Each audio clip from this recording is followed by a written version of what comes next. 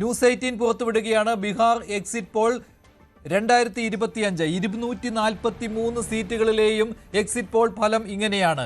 NDA 140 മുതൽ 150 സീറ്റുകൾ വരെ, അതായത് കഴിഞ്ഞ തവണത്തെ 125നേക്കാൾ വളരെ കൂടുതൽ 150 സീറ്റുകൾ വരെ നേടിയേക്കാം എന്നാണ് BJP JDU സഖ്യം.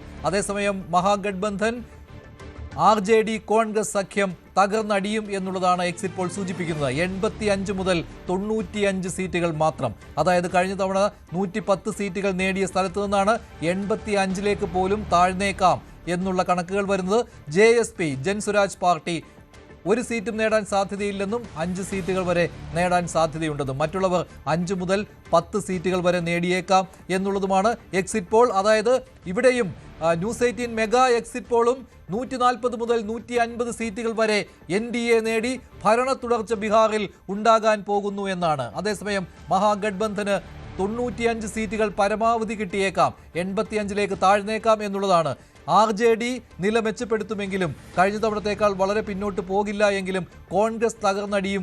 അതാണ് മഹാഗഡ്ബന്ധൻ മഹാസഖ്യത്തിന് തിരിച്ചടിയാകുന്നത്. അതേസമയം BJPയും JDUവും കഴിഞ്ഞ തവണത്തേക്കാൾ നില കൂടുതൽ മെച്ചപ്പെടുത്തുമെന്നും സൂചിപ്പിക്കുന്നു. മനു ചേരുന്നു. മനു, എങ്ങനെയാണ് കണക്കുകൾ? കൃത്യമായ വിവരങ്ങൾ പറയൂ. മറ്റ് വിവരങ്ങൾ കൂടി ഇതിനകത്ത് ഓരോ പാർട്ടിയുടെയും കണക്കുകൾ കൂടി വന്നിട്ടുണ്ടോ? ഇതിൽ ഇപ്പോൾ നമുക്ക് ലഭിച്ചിരിക്കുന്നത് ഈ ഓവറോൾ കണക്കുകൾ മാത്രമാണ്. 140, 150, അതുപോലെ 85, 95 എന്ന മഹാഗഡ്ബന്ധൻ്റെ കണക്കുകൾ. പക്ഷേ ഇതിനിടയിൽ മഞ്ജുഷ ഒരു സുപ്രധാനമായ ഒരു കാര്യം സംഭവിച്ചത്, BJPയുടെ സാമ്രാജ് ചൗധരി പറ്റ്നയിൽ മാധ്യമങ്ങളെ കാണുകയും അവിടെ അദ്ദേഹം വ്യക്തമാക്കിയ അവരുടെ ഒരു കണക്ക് NDA സഖ്യത്തിനകത്ത് എന്താണ് എന്ന ഒരു സൂചന അദ്ദേഹം നൽകുന്നത്. അപ്പോൾ അതിൽ എക്സിറ്റ് പോളുകളിലെ അദ്ദേഹം തള്ളിക്കളയുകയാണ്. അദ്ദേഹം പറയുന്നത് എക്സാക്ട് പോളുകൾ അതിനൊക്കെ മുകളിലായിരിക്കും എന്ന് നിങ്ങൾ മനസ്സിലാക്കണം എന്ന് വളരെ കോൺഫിഡൻ്റായി പറയുന്നു. മാത്രമല്ല 160 സീറ്റുകൾ തങ്ങൾക്ക് കിട്ടും എന്ന് അദ്ദേഹം പ്രെഡിക്റ്റ് ചെയ്യുന്നു. 44.6% വോട്ടുകൾ NDA സഖ്യത്തിന് ഇത്തവണ നേടും എന്ന് അദ്ദേഹം പറയുന്നു.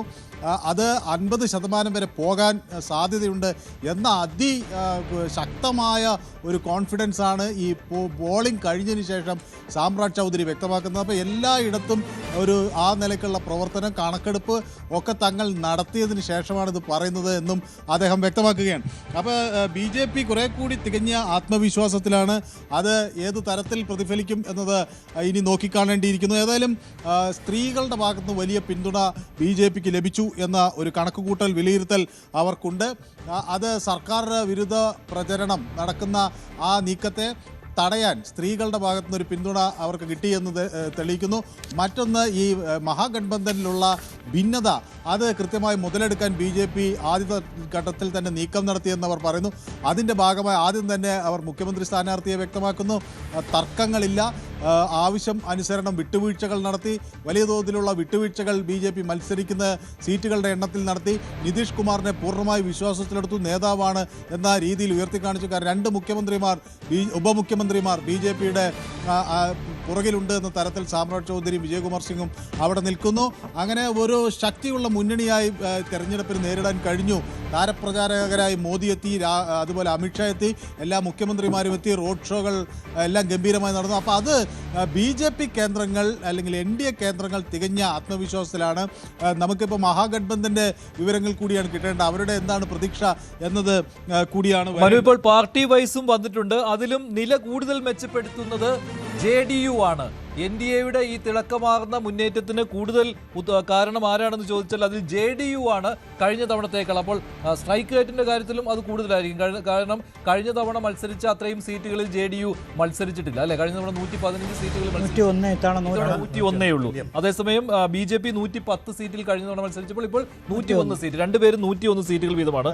അതിൽ ഇത്തവണ BJPക്ക് 55 മുതൽ 65 സീറ്റുകൾ വരെ കിട്ടിയേക്കാം എന്നാണ്. കഴിഞ്ഞ തവണ 74 സീറ്റുകൾ കിട്ടിയതാണ്. പക്ഷേ 55, 65, അതായത് കഴിഞ്ഞ തവണത്തേക്കാൾ സീറ്റുകൾ BJPക്ക് കുറയാമെന്നാണ്. പക്ഷേ അത് സ്ട്രൈക്ക് റേറ്റ് നോക്കുമ്പോൾ അത് ഒരു കുറവായിട്ട് കാണുന്നില്ല. കാരണം കഴിഞ്ഞ തവണത്തേക്കാൾ അല്ലേ സീറ്റുകൾ വേറൊരു കാര്യം കണക്കാക്കാം, കഴിഞ്ഞാളത്ത് അത്രയും സീറ്റ് മത്സരിച്ചിട്ടില്ല. അതുകൊണ്ടാണ് ഞാൻ സ്ട്രൈക്ക് റേറ്റ് ശരിയാണ്. അപ്പോൾ ഏകദേശം തുല്യമാണ്. പക്ഷേ JDUവിന് 43 സീറ്റുകൾ കഴിഞ്ഞ തവണ ജയിച്ച സ്ഥാനത്ത് അതിനേക്കാൾ നില മെച്ചപ്പെടുത്താൻ കഴിയുമെന്നാണ്. അങ്ങനെ വരുമ്പോൾ അത് 60 മുതൽ 70 സീറ്റുകൾ വരെ JDUവിന് കിട്ടിയേക്കാമെന്നാണ്. അതായത് തിളക്കമാർന്ന വിജയമാണ്, അല്ലേ?